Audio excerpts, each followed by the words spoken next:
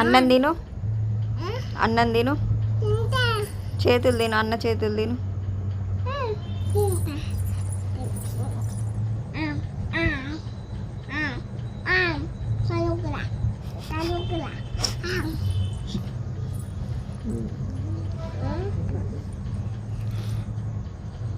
నీ తినాలా, పొట్ట తినాలా?